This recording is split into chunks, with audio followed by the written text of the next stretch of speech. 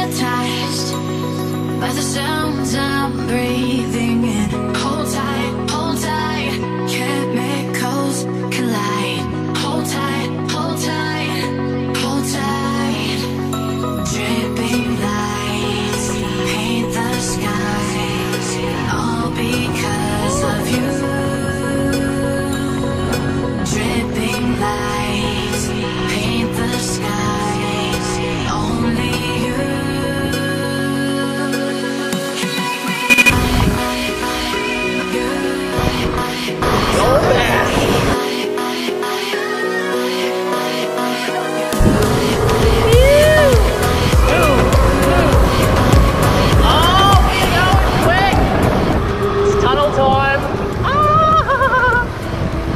Holy crap, it's pretty dark. Lights. My light's not really working. Oh my god, I can't see anything. Alright, that's better. That is better. Oh yeah, now we got some light. No, we don't. Now it's, oh, it's very loose. That's the problem. Oh, now we got some light. Oh no, oh shit. This is so dangerous! Oh my god, what if it goes completely black? Come on, stay with me. Yeah, that's good, that's good. No, that's bad, that's very bad! That's good! Alright! Oh shit, is there a car behind me? No, just the sun. Oh! That was, oh, I'm getting rained on. It's like a celebration. No hands! No hands! Ah! Alright.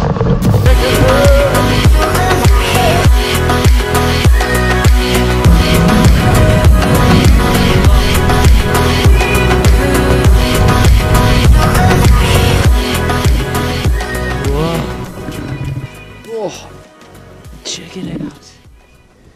Oh my god, it's amazing. Like way out in the distance, where there's someone you can just see paddling. Oh, looks sick. I'm even thinking, just near that red house over there, I can probably secretly camp. I'm whispering because if I tell everybody, it's not a secret anymore.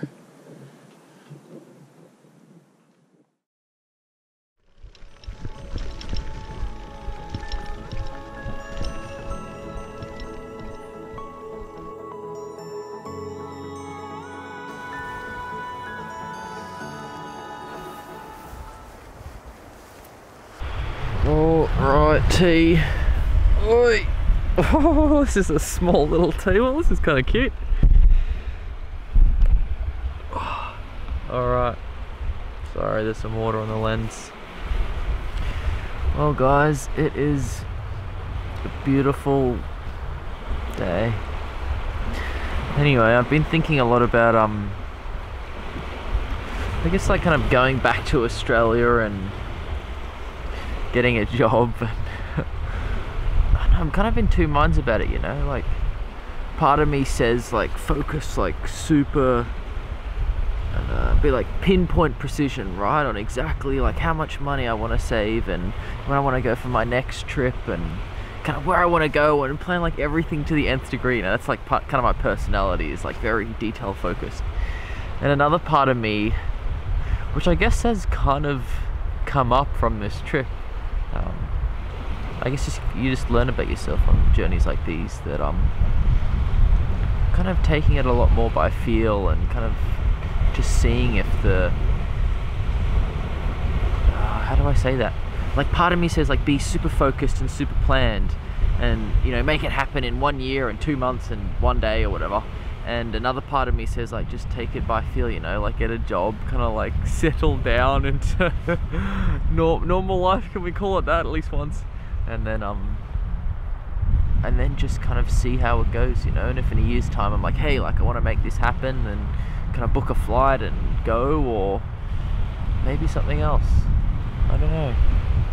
And it's not to say like I don't love this trip, like I really do, but if there's one thing I've kind of like learnt about myself over the last, I guess, like 2 years traveling, is that like when I was really driven by plans, and goals and like everything is very structured, it's good because you kind of, you know where you want to be, but I don't know if you necessarily enjoy the day-to-day as much, right? Because you're so focused on like a week or a month or a year ahead, you kind of, the day that you're currently in doesn't matter so much because the goal is not today, the goal is in 6 months time.